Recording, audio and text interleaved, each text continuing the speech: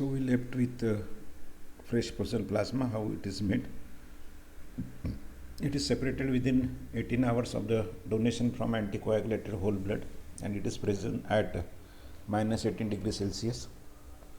All clotting factors, albumin and immunoglobulins, they will be present in the normal physiological levels. So when these things are required, when clotting factor, albumin and immunoglobulin, these are required, then this is one of the best option which can be administered. Then next in that is, it should be thawed in water at 30 to 30 degrees Celsius, because it is at minus 18 temperature. It should come back to the room temperature, but I'm sorry, not room temperature, it should come to near to the body temperature before infusion. So it should be there, and it can be stored in a fridge at 2 degrees 6 degrees Celsius after thawing. Transfusion should occur as soon as possible after thawing, and it should be completed within 20 minutes. Otherwise, then it can get what I can say, it can get spoiled because of the change in the temperature. It is very sensitive one, and therefore it has to be done very carefully. So where it is used, it is replacement for multiple coagulation factors in hepatic diseases, where like cirrhosis and hepatitis is there, severe, and cirrhosis induced problems are there, which is hepatic encephalopathy and many such consequences of severe hepatitis or cirrhosis. Then it should be used in warfarin overdoses. It should be used in multiple transfusion. It is induced in drug-induced such coagulation conditions, and in I'm forgetting this TTP now.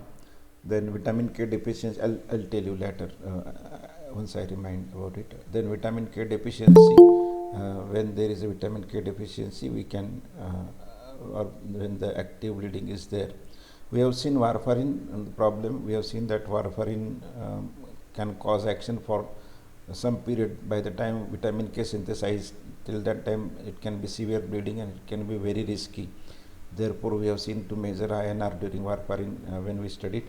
So it is sort of antidote for warfarin along with vitamin K. Vitamin K is given, and simultaneously, because again vitamin K is given by that, but vitamin K will participate in the formation or synthesis of coagulation factor. It will take time. It will not immediately available. So in that cases, in warfarin overdoses or vitamin K deficiency, which are that way, one is physiological and one is induced by warfarin. In that condition, it is used.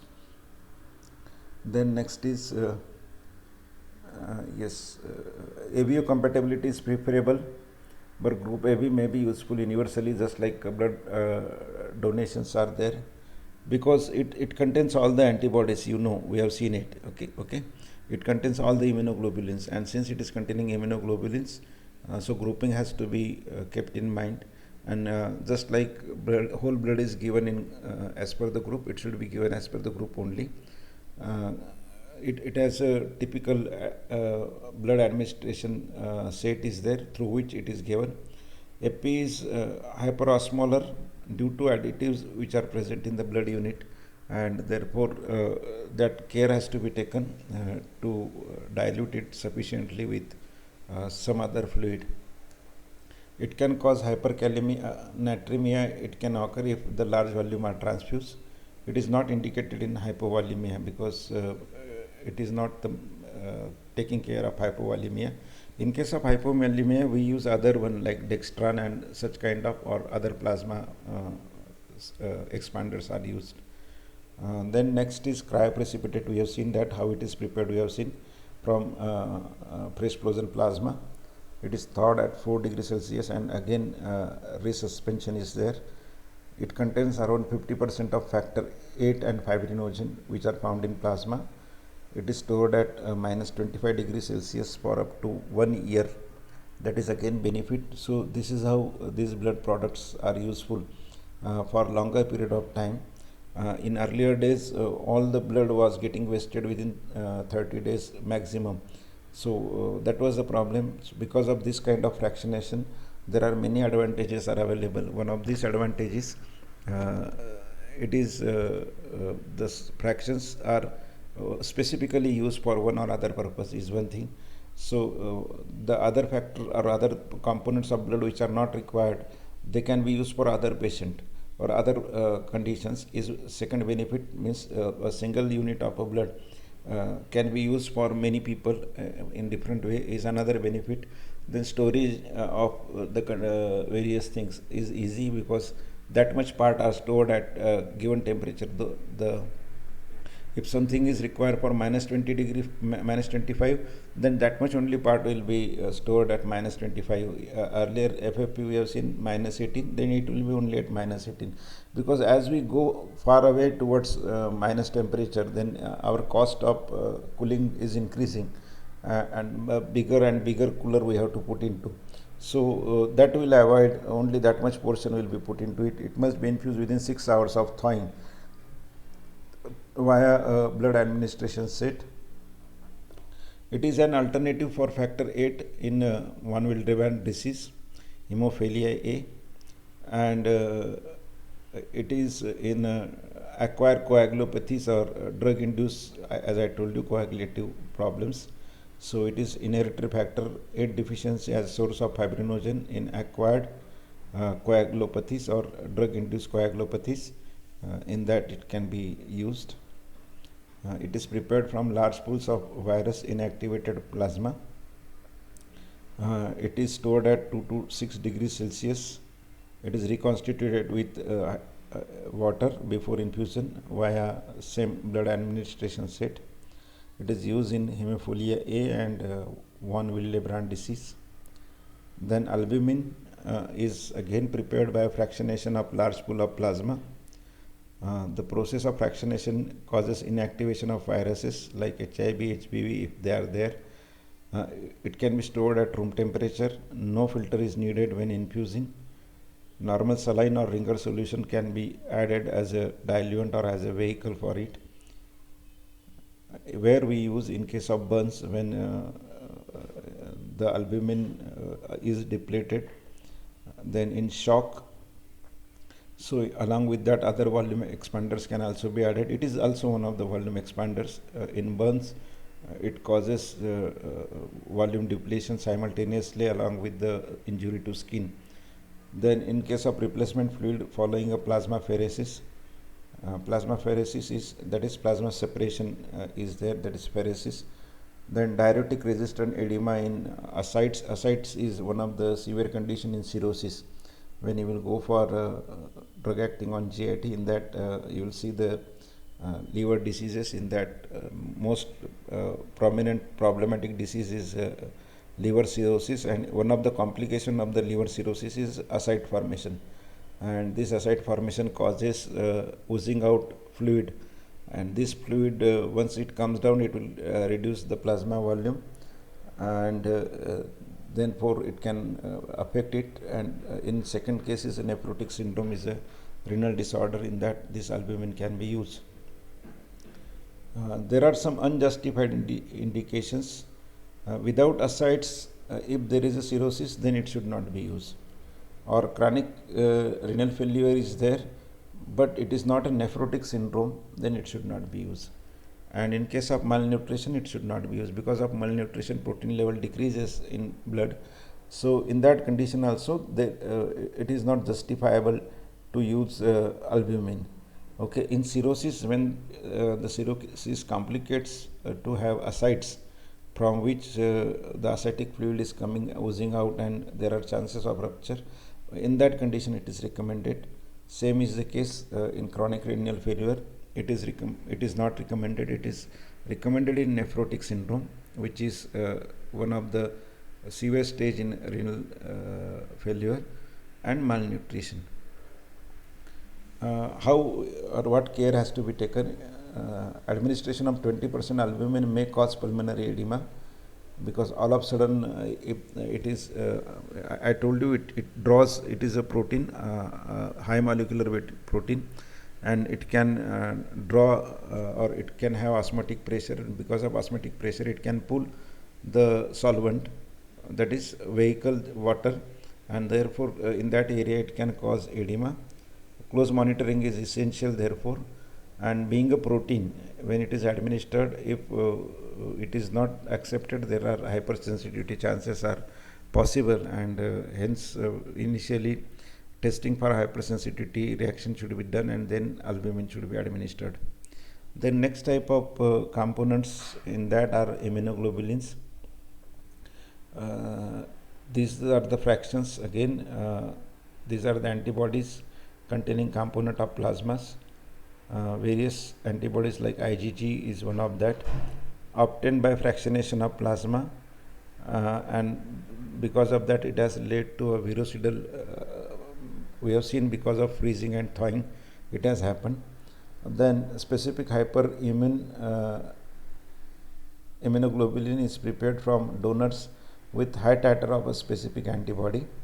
So it can be made like that. If you, I repeat, we have just discussed yesterday also, in COVID also, and today I think it is news in newspaper also in today's, that for Aurangabad they are getting permission to administer plasma of COVID.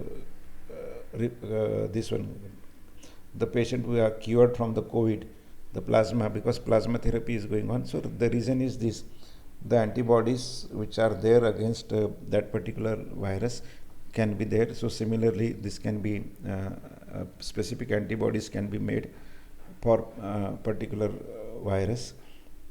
Preparations are available in both intramuscular and intravenous forms. So these are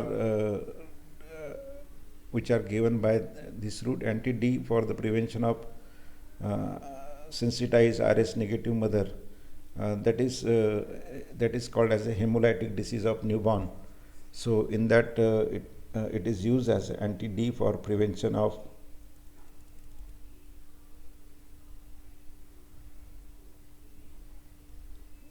the procedure is a big one, Sanika.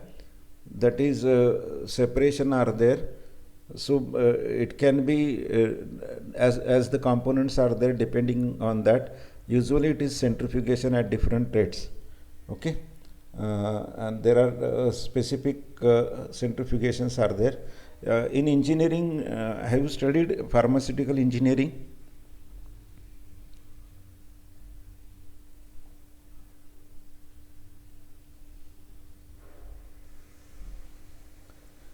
Centrifugation you might have studied. So you might have got the equation for that, G into something, isn't it? That is depending on the molecular weight of the compound will be pushed towards periphery because of the centrifugal force. So similarly with this centrifugal force, it is kept in the centrifugal machine, and when the machine rotates at different speeds, depending on the molecular weight and of the compound of the molecule, they are pushed away from the center. So when they are pushed away from the center, depending on the weight, you get separate layers of that, and these separate layers we can separate out, and from that we can see the we can make it selectively out. And then this one, I'll try to share a link of YouTube if I get it, so that will make better, that will give more clarity about it. In what condition it is indicated means plasmapheresis. Okay, we'll discuss it later. We'll just complete this. Your question is there. Okay, I'll answer you. Now this one is the others are there to prevent effects are like tetanus, rabies, hepatitis A and B. The other one are A gamma globulinemia, then in immunodeficiency status, including HIV, idiopathic thrombocytopenia purpura, they are used. Then What are the precautions that should be taken? Anaphylactic shock can be occurring if this product is given IV, because they are very strong. Immediately reaction will cause. The patient previously has reaction towards that human protein product, they are more prone for repeat one. And the patient who suffers from IgA deficiency, then it is there. Plasmapheresis is one of the case similar to dialysis also, but I'll discuss it in separate way. Okay, I'm just trying to recall this. Then next thing is the conclusion that use of blood products should be a part of many available medical and surgical intervention for the patient. Blood is not easily available. Many appeals are to be made to the donors, and suppose if this fractionation is possible, then because of that, only important thing which is required for one type of patient, that will go to the patient, and because of this fractionation it can be given to so many patients simultaneously. So this is what advantages this is offering, and therefore these new techniques of separation are playing very important role. So when blood loss is there, what is indicated? If it is around 500 ml, it is total of around 10% of total volume. There are no such clinical signs, no transfusion or crystalloid solution, means these are the synthetic or semi-synthetic type of or natural type of solutions like dextran, etc., which are added for this one. Then next is when 1000 ml of blood is lost, then around 20, which is 20% of total blood. It may cause tachycardia as a reflex mechanism to overcome the blood loss or hypovolemia. Then crystalloid solution or colloids or RBC can be added if necessary. If more than 1500, that is up to 30% of blood is lost, it can cause a drop in blood pressure. In that crystalloid solution plus colloid plus RBC, and if whole blood may be given. If about 2000 ml of blood, which is up to 40%, the patient can go into hypovolemic shock, and again same option as previous one are recommended. So what we have seen is same again. We have seen that in what condition RBCs are given, first or various conditions. Whole blood is actually given in acute hypovolemia when massive transfusion is required, or transfusion in infants for hemolytic anemia of newborn. That is what we call, because of the mother to fetus antigenicity because of the RH factor. Then packed red cell up to 150 to 200 ml of our red cells with plasma, they are removed. Hemoglobin that is 20 gram per 100 ml is there, and packed cell volume PCV is 55 to 75. That is expecting rise in HB within 1 unit of red cell is approximately 1 gram per DL. So when there is a severe anemia, particularly in therapeutics, you may see this, that when anemia is there severe, or when HB percent is less than 8, in that you required apart from hematinic, because hematinics take time in you have seen the mechanism, whatsoever kind of hematinic in whatsoever condition of you give. So if RBCs are less, it will take time to form RBC. If hemoglobin is less, RBC are normal, hemoglobin is less, it will take time to form hemoglobin. By that time the patient will be suffering from hypoxia. So in that cases, when it is less than 8, then either blood or packed red cell can be better treatment in such kind of patients. So in case of massive blood loss, anemia of a chronic disease, hemoglobinopathies, means where the hemoglobin is not of a normal situation, it is kind of abnormal hemoglobin is there.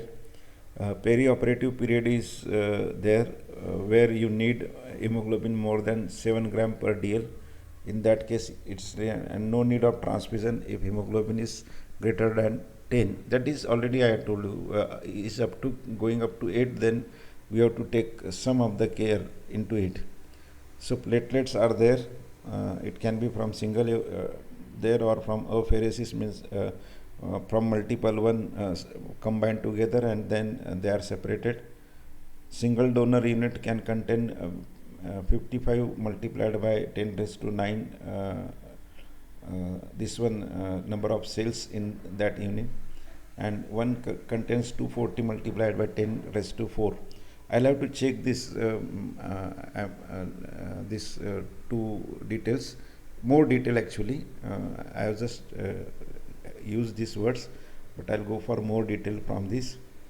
Platelets, they are stored at room temperature, constantly agitated, and only last for 5 days after separation. And one dose of platelet should raise around patient counts by 3 into 10 raised to 9 after 1 hour. It is infused in 15 minutes immediately. Means the infusion should be not go beyond 15 minutes. Indication, we have seen already various kind of bleedings, thrombocytopenias, platelet dysfunction, some diseases, viral diseases like dengue, etc. Recommended counts to avoid bleeding. So if you know about, or if you remember, during dengue good articles were coming that platelets was up to what level, what has to be done, and what situation has to be done. So it was recommended that even it is coming down to 20,000, there is no need to give platelet, but at many places doctors were given, maybe as a safety measure or maybe for any other reason. So platelet count, as it if it is greater than 1,000, then what can be problems, means to avoid. Okay, so these are a variety of situations in which we can have this variety of platelet counts and they can be maintained. We have already seen FFP. We have seen all these details about FFP. Yes, we have seen it. Cryoprecipitate we have seen. So here we end the topic. I'll just go through plasmapheresis and I'll come back to you, Sanika, rather to everyone before next class. Okay. Now one more class is there. I was not able to make presentation out of it, and this was these are the drugs.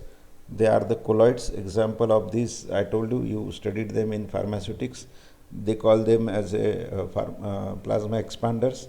They are a variety of such polysaccharides like dextran and other kind of synthetic analogs, which are mixed and they form a gel-like structure which imparts viscosity. They are viscous and depending on the viscosity they are assigned certain numbers. So these numbers wise, as per the numbers, these preparations are there, these preparations are used, and accordingly each of these are having their own advantages and disadvantages. So they are we have seen that at what condition they are used. When blood loss is around 20% to 30%, then these expanders, they are working. Although they are carbohydrate, some of them are having potential to cause hypersensitivity reaction. So again, that is actually biggest drawback. Otherwise, no big such thing. So these are to be given or administered with that care. Otherwise, patient is having emergency of blood loss, and then patient may die with or may have other complication of hypersensitivity. That can be another problem. So that happens in that conditions. In all cases, it has to be checked first. If there is no hypersensitivity, then these things should be tried, including the plasma expanders. So I think, as I told you, I was not that clear about it, whether the syllabus asks for this topic or not. I'll just go through it because it's related to blood. But since it is related to blood, this is, although they are not drugs that way, but again, if we take the definition whatsoever is used in treatment, mitigation, cure, prophylaxis, they all drug. So these biological we have taken as a drug, and therefore we have included in our discussion. You can make a brief note about this. Let me tell you, even Akshay,